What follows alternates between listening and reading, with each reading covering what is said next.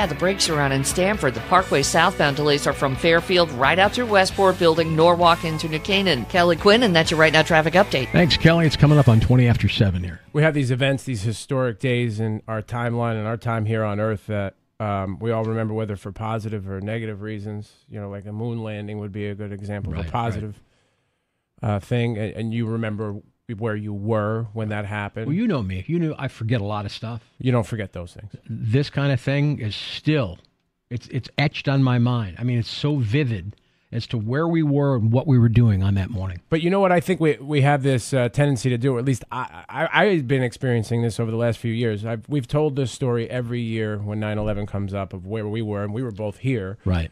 About where you were and what you were doing, because that's the natural thing for people to do.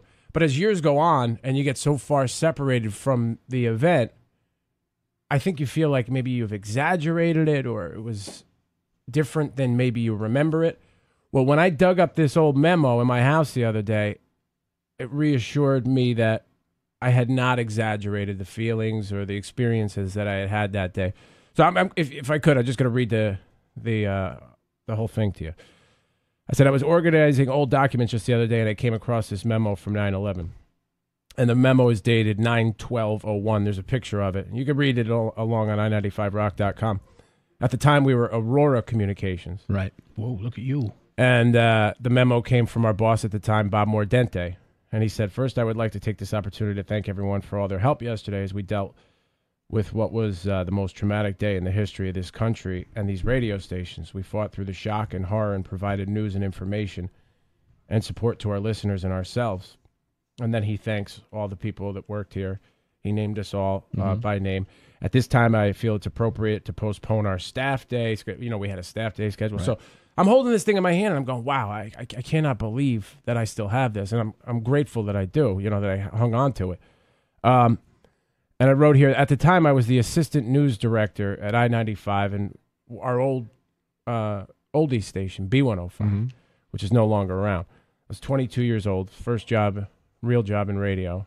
I don't know why I got a news job. You did what you had to do. I was here a year. I mean, they gave me whatever job because I wasn't leaving. I said, holding this paper in my hand and reading it the other day brought back everything I felt on that day. I felt small, insignificant, and scared. The only thing I knew for sure on September 11, 2001 was that the world had changed forever. I knew the safety and security we all took for granted was gone forever. After thinking about the fear, the tragic loss of life, and the general helplessness, I thought about what happened in the days after. We all rallied together as Americans, as humans, and looked out for one another. We've gotten so far away from this in our country, and it seems like it's now constantly neighbor against neighbor.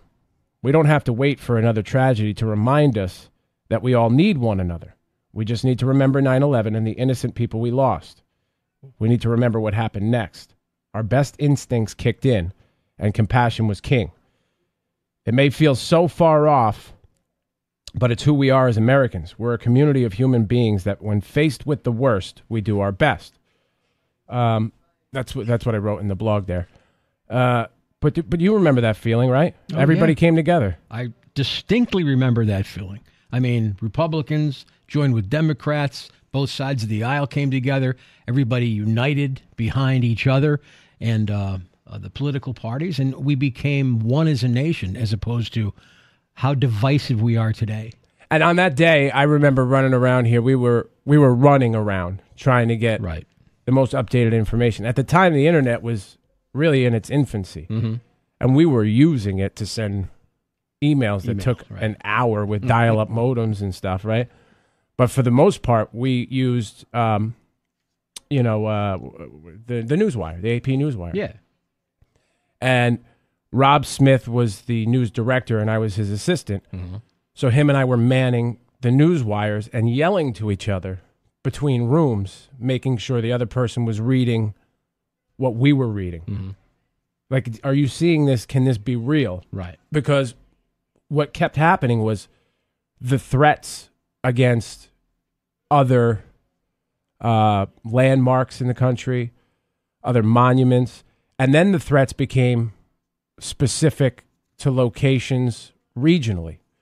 So you could click on New York or Connecticut, and would say that there were school threats. So now we're trying to manage the information and get out what we can. And I'm also picking up the phone between news reports and calling my mom saying, pull my sister out of school, Right. Everybody was freaking out. Like we were all in this room. Whenever I wasn't on the air down the hall, giving the news reports, we would all run in the room and watch the television in here, which was over there at the time behind you. It was just, but that's all we have. We all have these stories of where we were and what we were up to. And I think that's comforting, don't you? It is comforting. It was comforting just remembering the specifics. I mean, of course, not happy that it happened, but and at first, I don't know about you, but I thought it was, I didn't think it was real. Right. What we were watching on television. How can this possibly be? Right. And then remembering how everybody got together and just united as a country. And that, we need that again. We need it. We really need it. And I don't know how we're going to get there. You know what I heard this morning that is sickening? After all these years, the insurance companies are still holding back disability benefits from first responders who survived being there and working at ground zero because they can't come up with documentation to prove they were there.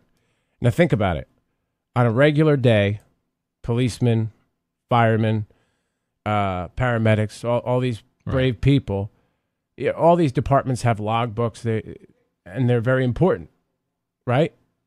Do you think anybody sat down and said, I better get the logbook going? And save these for insurance purposes later. Every Years able-bodied person that had any kind of training ran down there. Mm-hmm.